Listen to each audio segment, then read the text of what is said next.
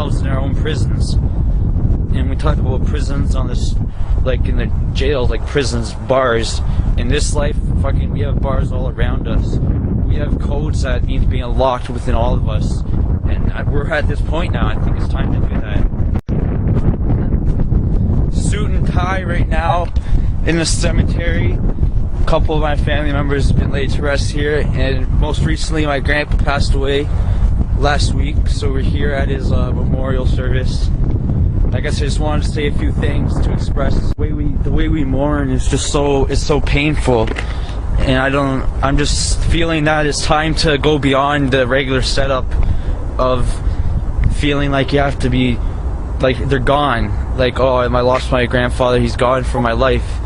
Like, he may be gone from my everyday life, but he never leaves me. I'll always have those experiences I had with my grandpa, and I'll always remember him. And basically there's no reason to, like, if you're sad, you cry, obviously, but there's no reason to keep it in that pain.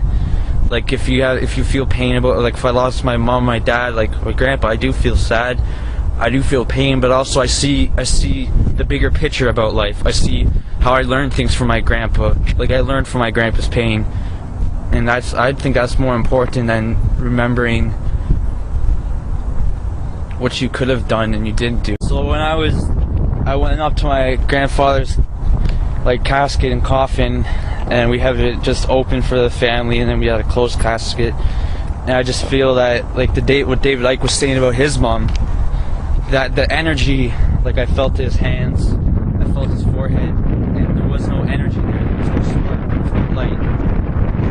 That experience, like, it's like when I think I experienced things just an alternative way than others. Like, I took this opportunity to gain some insight for myself and to explore, like, the feeling of walking into, like, the cemetery and going into the service room. Like, when you walked in the room, it was just a pause. Like, there was no... The energy was on, like, very minute. Like, it was just like... It's like there weren't even thoughts in that room before. And maybe that's because everybody's focused on the same thing when they walk in that room. But you just feel like... It's like a heaviness and a lightness at the same time. And that's what... I don't know. It's like all these people, like, have died and have passed away, and a lot of people are sad, family members crying, this and that, but at the same time, 2010, I think we're at a point where it's time to move beyond the template, if you will, of the way we need to deal with things. And it's time to find within ourselves just happiness all around.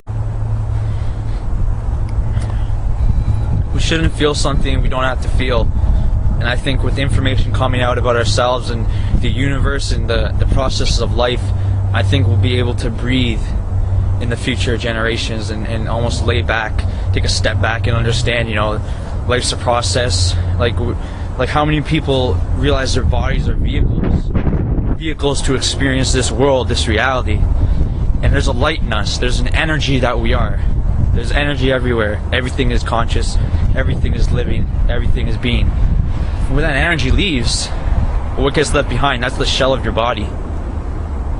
So when you go to a funeral, or you're mourning a vehicle, like, symbolically, that's what I'm trying to point out. Like, my grandpa to me is more out in the universe, he's more in that tree and in the sky than he is in his body that just is a shell now.